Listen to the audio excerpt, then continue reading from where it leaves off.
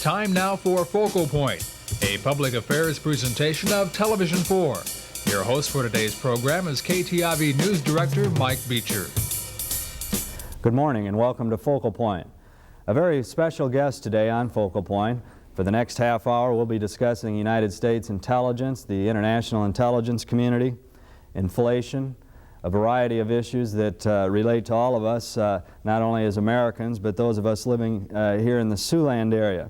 My guest today is a gentleman who's been involved in very many national and international involvements, I think it's safe to say, and we'll be more specific about that as the program wears on. His name is George Bush, a name that many of you at home are familiar with. He's the former head of the Central Intelligence Agency in this country from January 1976 to January of 1977. In addition, he served as the Chief U.S. Liaison Office in Peking, the People's Republic of China. He was the second envoy to that country after relations with China were established some time ago. He also served as the U.S. Ambassador to the United Nations, and he's a permanent representative from February of 1971 to January of 1973. In addition, he served as a United States Congressman during the 90th session, representing the state of Texas in the 7th District. He's a businessman involved in many other things, and we're very happy to have George Bush with us today on Focal Point. Thank you, Mike. Delighted to be here. We'll be talking about some political activity that you may be involved in a little later in this program, but I think generally speaking, the name George Bush is associated with the CIA. In recent weeks and months, there's been some criticism of the U.S. intelligence community, specifically the CIA, by none other than the President of the United States himself. Specifically, he was addressing the Iran issue, where he felt he had some bad information. I'd like your response to that issue and his comments. Well, I don't know the details of his criticism, and so I got to be careful. But my view, very candidly, is it's time we got off the back of the CIA and the FBI. And what we've done is, by excessive criticism, excessive willingness to expose sources and methods of intelligence, permit a diminution of our foreign intelligence capability. And so when a president wakes up and finds that he's not getting what he wants, I think we ought to look at why that is. And what I've been saying for a long, long time is that we should find ways to strengthen our foreign intelligence rather than weaken it. Now, I don't know enough about the Iran criticism of the president, but I find it ironic that, not ironic, ironic, that we get, that the CIA gets criticized from the left and tremendous tearing it down, and the FBI as well, and then when you have a crisis, people wonder why isn't intelligence better? Now, what I think we should do is find ways to strengthen and protect, strengthen intelligence and protect sources and methods, and then, if there's validity to President Carter's criticism, and I can't pass judgment on that because I don't know, then I don't think it would be likely that there would be such criticism in the future.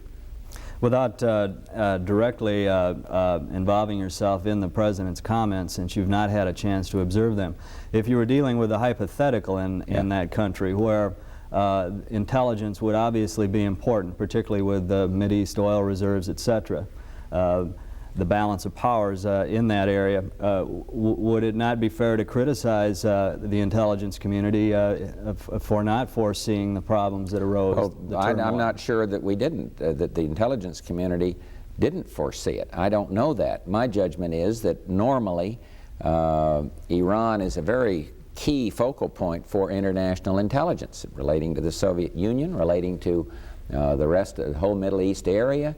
And it's been my feeling that, generally speaking, intelligence from that part of the world is pretty good. Thus, I can't hypothetically speculate on whether it predicted every twist and turn of this awesome development in Iran. I can't believe that there was no intelligence coming out of there. Now, I don't know. You know, when you start talking about classified information, and I have no access to that anymore, I can't really discuss it with you intelligently. I know Iran is important in terms of intelligence, and I can't believe there was none. How good it is, I just don't know, and thus I can't speculate. I will say this parenthetically, in a policy sense, it is essential that Iran not turn left, because if Iran goes left, as Afghanistan did, Afghanistan taken over in a communist coup, as some of the Yemen and down in the southern part of the Arabian Peninsula is. We worry also about other countries in there, some of the Pakistan area. If Iran moves left, it is detrimental to our allies in the Middle East, such as Egypt and Israel. It's detrimental to our own strategic interests because of the importance of Iran geographically and economically in terms of oil. And I hope that our agony over human rights does not make us turn out to support some leftist group that will be hostile to everything about the United States. I'm sure we won't do it. I think we should support the Shah. I believe the President is. Obviously, there are many things that you would not be able to discuss, or some things at least, since your former capacity with the Central Sure. Intelligence Agency was a rather private one in some areas. But the general issue of intelligence seems to be a legitimate issue in this country at this Absolutely. time. Is that correct? Sure. And in my view, I took an oath to protect sources and methods of intelligence. And I intend to protect and follow that oath for the rest of my life. I'm perfectly free and willing to discuss the need for intelligence. You see, my view, Mike, is that this country is going to wake up someday. Maybe it'll be a terrorist attack like you saw in Mr. Mauro in Italy, a kidnapping, holding hostage a community, or indeed in that instance a country, for some outrageous demand. And when that happens, I hope it doesn't happen in this country, but when it happens, the American people are going to wake up and they're going to say, why did we continue to tear down the FBI and the CIA? I really am deeply troubled that that might happen.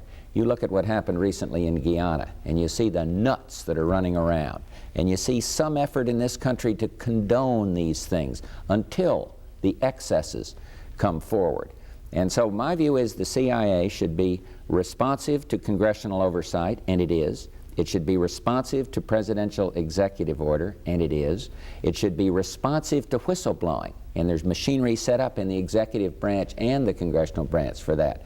Having said that, then certain things in an open society must be closed for that society to remain open, because we have to have, we're up against a very serious force in the Soviet Union. They're doing things they shouldn't be doing.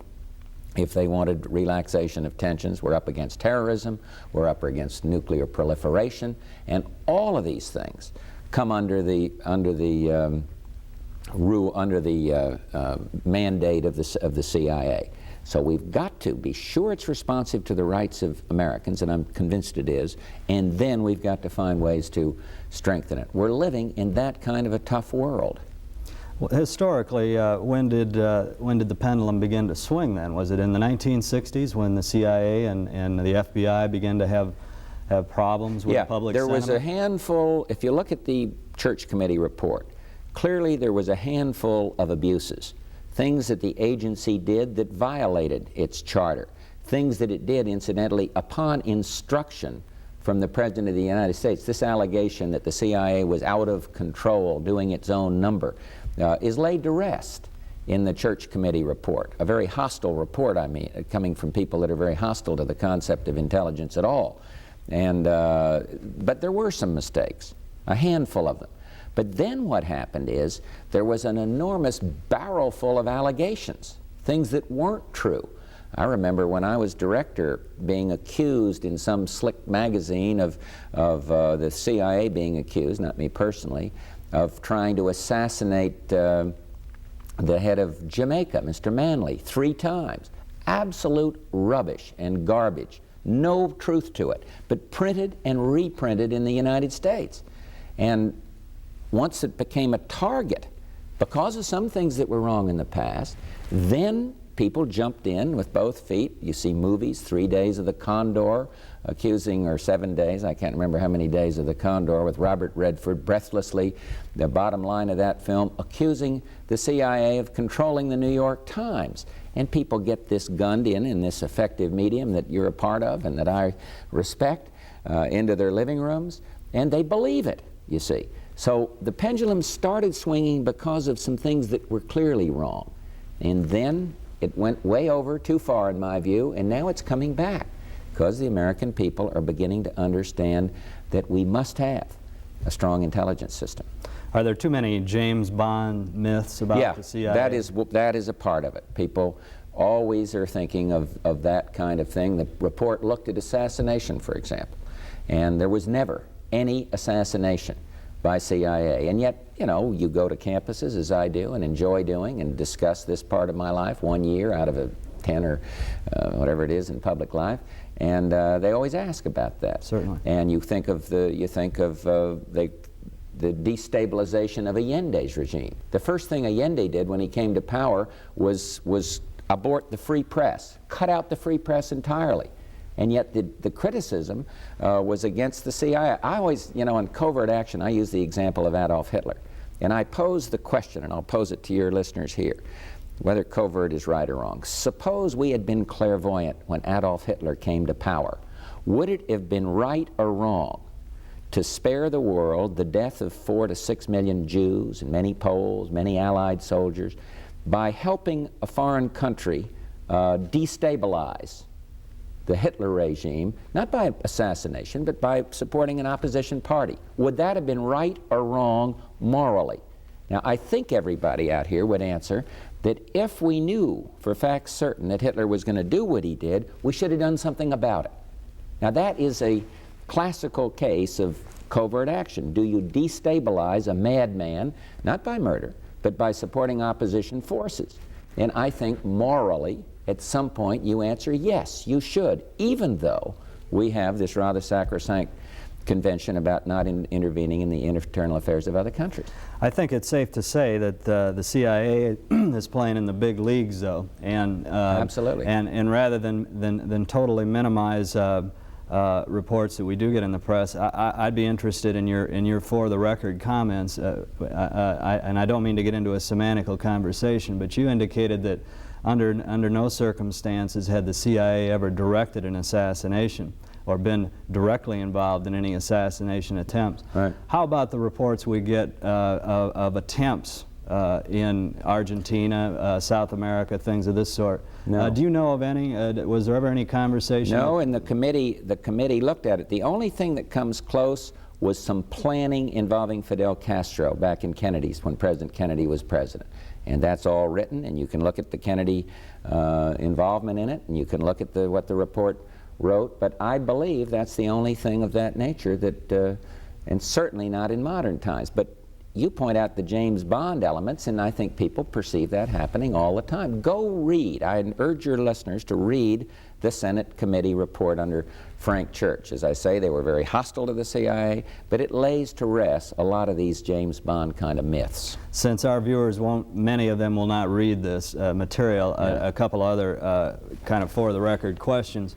On the domestic front, it's been suggested, and there's been a wide spectrum of allegations centered around the assassination of Martin Luther King and Robert Kennedy in this country.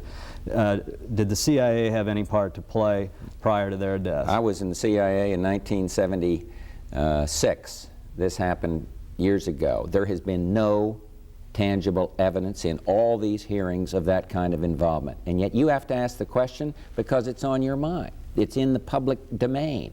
And that's the kind of thing that I think that the fact that that question is even asked, given all these hearings, seems to me to be the kind of thing that continually kind of reinforces the myth that the agency is involved in these kinds of things. And yet I understand the question. Should there be a kind of a cutoff on this? Does the press have a responsibility to begin to help the CIA create an? Well, if it has a responsibility for objective inquiry, it has a responsibility to report accurately. And if there's no concrete evidence, that should be part of the public record. But I can't fault the press. I can't argue with you. You're asking a question that's on the minds of your listeners here. And why it's on there is because of accumulation of fiction, a handful of things that were clearly wrong many years ago, current doubt and question and confusion in the minds of the people as a result of these Senate hearings. And to me, I understand that, and I would be the last one to suggest that those questions shouldn't be asked.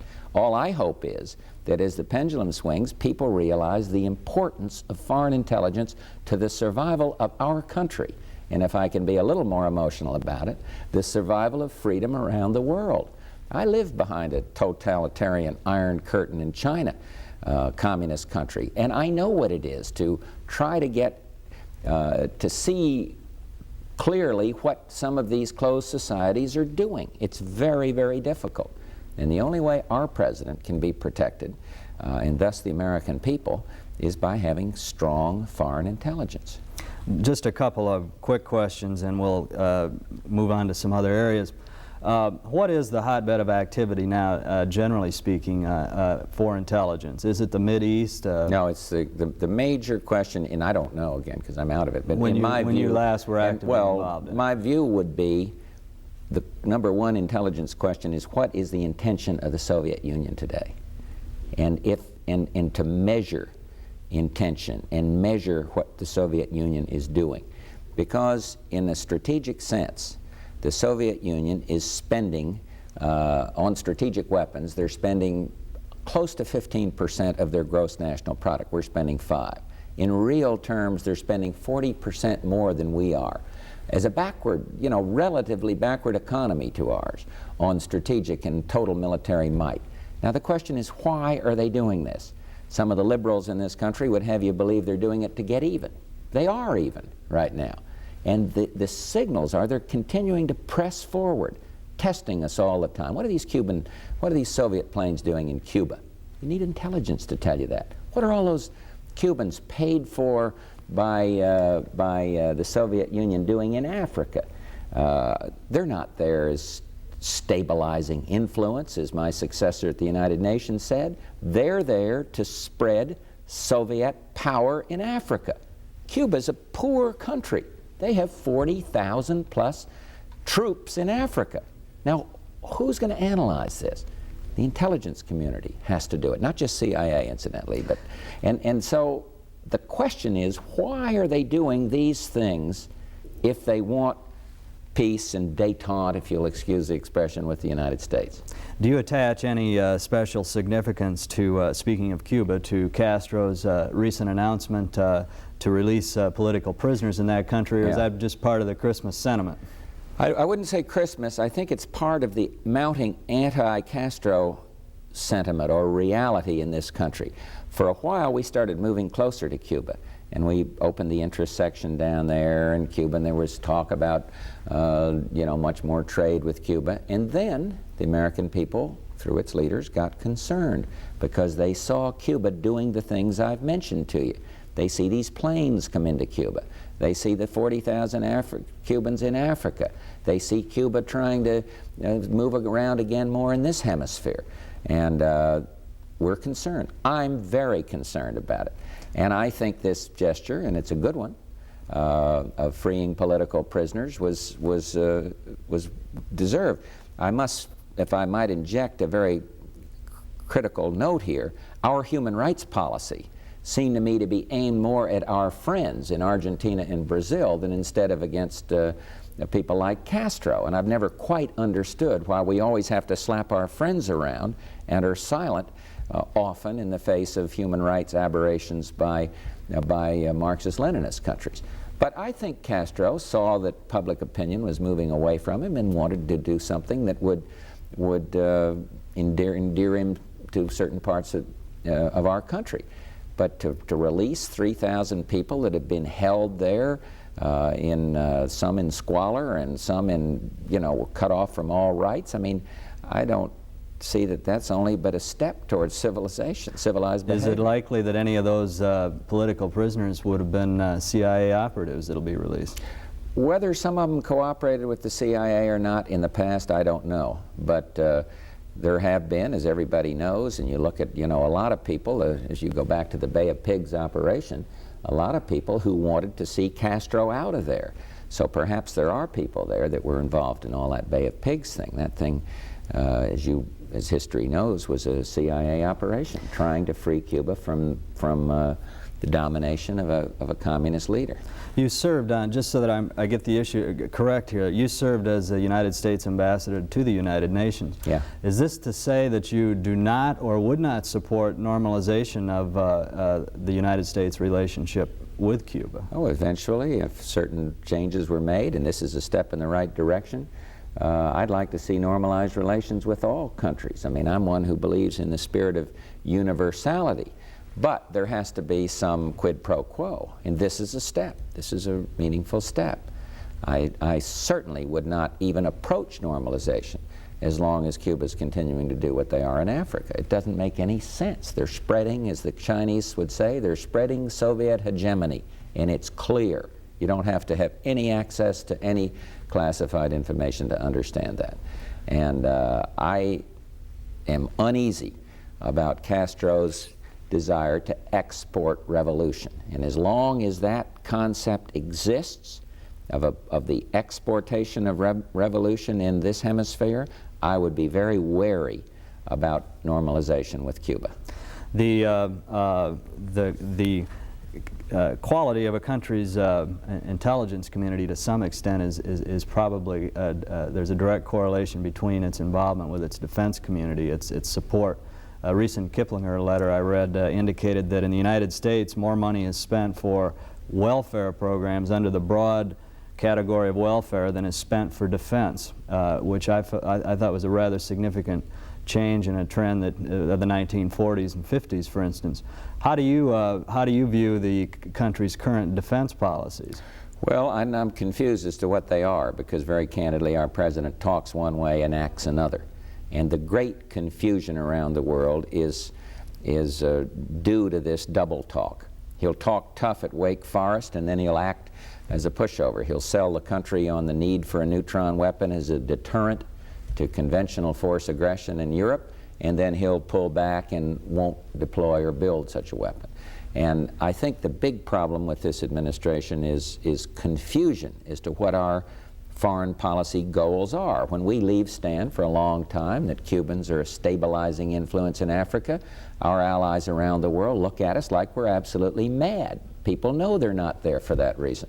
So I don't know, but if you believe what the President has recently said about 3% real growth in military spending, I would say that would be the proper kind of approach, because we don't have time, unfortunately, to develop the concerns that I feel about what the Soviets are doing in strategic forces and in conventional forces. Believe me, they're right up against that red lettering on your dial in terms of pushing forward in every way. And the only deterrent is a strong United States. And I am afraid that this administration speaks tough one day and acts soft the next. You don't sit down to negotiate with the Soviet Union by giving away the B-1 bomber before you even sit there to talk, or by saying we're going to accept a letter from Brezhnev on the backfire bomber. So I'm one who thinks the next big battle, and you watch and see if I'm right, is going to be the debate on the SALT treaty. I'd love to see a SALT treaty that would really limit expansion, but I don't want to see one that locks in U.S. inferiority in certain key categories. We have a few minutes left on our program. You've been critical of the Carter administration. I think our viewers should be reminded that you were very directly involved with the National Republican Party, in fact served as its chairman. You've been spending some time in New Hampshire. They have a primary there. And Iowa. And in Iowa. They hold primaries, I believe, in 1980. Will you run for the office of president? I'm giving serious thought to it. I will make an early determination, probably, well, certainly in the first quarter of 1979. I'm leaning heavily that way. I believe that the experience I've had in national security, in foreign affairs, in tax matters — I was on the Ways and Means Committee of the House of Representatives, serving with, in that body, incidentally, with my dear friend Wiley Main, who used to be your congressman here. He and I went to Congress the same day. I think, and then the political thing. Being chairman of the Republican Party is an asset in terms of one's political ambitions, you might say. So I think those experiences would be useful. I also built a business, started it from scratch, know what it is to make a payroll and to build something in the private sector. And I hope those qualifications would be competitive, you might say, with others. And I'm giving it serious thought, Frank. I hate to be coy about it. You know, people always say, who, me? You know, and that's not the posture I'm in. I'm thinking seriously about it. I know what I want to do, and all I need is time. I'm not going to predicate my decision on what anybody else more famous, better name identification does. I can't. I got to go forward early and work like the dickens, and that's what I am thinking I'm going to do. But it's too early to say finally. When would you be a little closer? Obviously, you're not going to announce in Sioux City, Iowa. Well, listen, as a matter of fact, you may have something, but I'm not going to. But Iowa, you got to remember, if we want to talk pure politics, Iowa is very important. And now I have great respect for your governor, and I know him. In fact, I know him very, very well and have great respect for him. Incidentally, I was up a week before the election campaigning for Roger Jepson, for whom I also have high regard. But Iowa is a terribly important state for people who are interested in the Republican nomination. Now, the governor has a very key role in all of that here because of his immense popularity, his overwhelming re-election victory, and I did not, I need to talk to him. But Iowa's as important as New Hampshire or some of these other states, and we shouldn't forget that. So maybe you've got an idea. Maybe Sioux City's the place. We'd be happy to have you announce that on Focal Point. If you should decide at some later date and would like to visit us, we'd be happy to make time available on Focal Point. We do have about a minute and a half left. We didn't talk about the economy except with your involvement in the Ways and Means Committee. Will the economy be the hot issue in 1980? Yeah. Pocketbook issues are the key. And there's no simple answer to inflation, but the Bush idea is to get back to the fundamentals. We've tried all these gimmicks, we've tried this Keynesian economics, and now we've got to cut government back to its proper size. We've got to recognize that government is the key problem to inflation, and that means some tax relief. It means plenty of spending restraint. Spending's gone wild. 40% of our gross national product spent by government. So tax relief, spending relief, and also regulation relief. Every small businessman in Sioux City or laboring person, whatever it is finds himself appalled at the number of forms he fills out and the regulation in our lives. We got to get that under control. Go back to the fundamentals that a football team would do, blocking, tackling, and in this instance, get government under control. And then you can restore confidence in the dollar, confidence in ourselves, confidence in our great system. Thank you for being with us on Focal Point. My guest today has been former CIA director, a man who, as many of you who watch this program have observed, held a number of other important positions, some of those we did not have the time even to visit about. I'm Mike Beecher. Thanks for being with us today on Focal Point.